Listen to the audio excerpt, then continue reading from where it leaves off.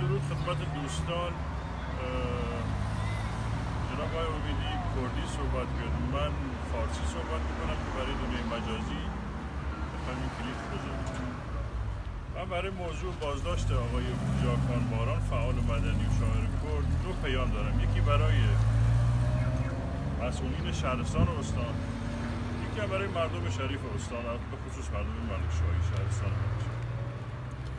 پیام من برای مسئولین اینه که جای یک شاعر و فعال مدنی درون جامعه است، درون مردمه، باید درون مردم باشه همچین کسی، نه در زندان. و این جای تأسف داره که همچین برخوردی که به نظر من سلیقه‌ای هم بود تو این ایام با ایشان انجام گرفت. پیام من برای مردم هم اینه که مردم شریف استان ایلام به خصوص شهر ملکشاهی، آقای ژاکان باران وضعیتش رو دقیقا نگاه میکنه.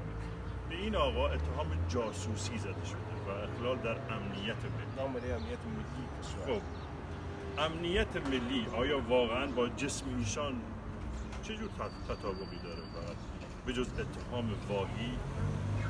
و امیدوارم که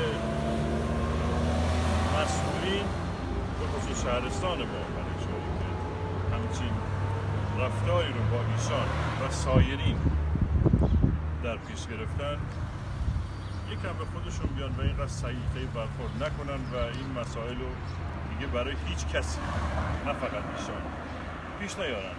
اگر فعالیتی ایشان داشتن آقای ژاکان باران یک نوع مطالبه گری بوده در اصل به نظر من. خب یک نوع دادخواهی بوده، یک نوع اعتراض به وضع موجود. من سوالم از مسئولین اینه آیا واقعا وضع موجود خوبه؟ این وضع مورد پسند کیه؟ منم میگم وضع خرابه، منم داد میزنم که وضع خرابه. بعد از ژاکان باران بعد بیاین منو بگیریم. وضع خرابه، مقصر توی مسئولی، مقصر توی.